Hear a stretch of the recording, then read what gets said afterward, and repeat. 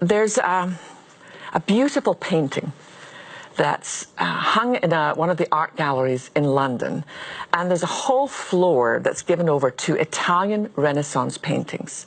When I was a student in London, I used to go, and there were one or two paintings that I would just literally sit and look at the beautiful detail. But there's a painting by an Italian Renaissance painter. He painted this beautiful oil of Christ being held by his mother.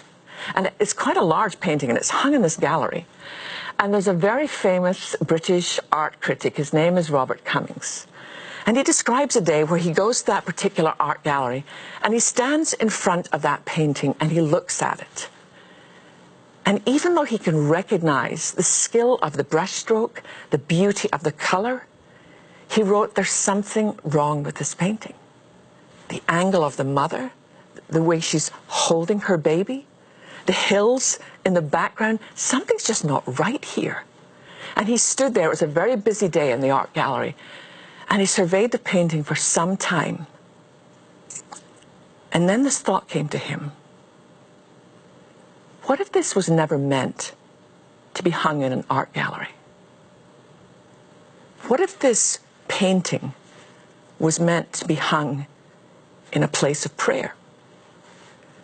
So this very well-dressed, very well-known art critic did something that he says he's never done before in his life.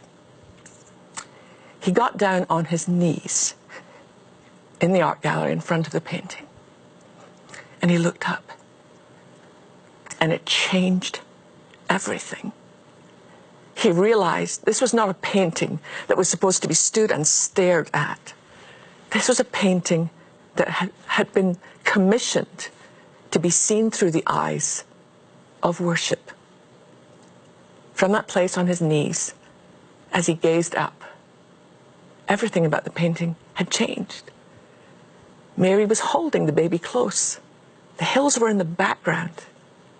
Everything was beautiful because he changed his stance. And honestly, that's my prayer for us this year. We can stand and stare at our world, and all we're going to see is what's wrong.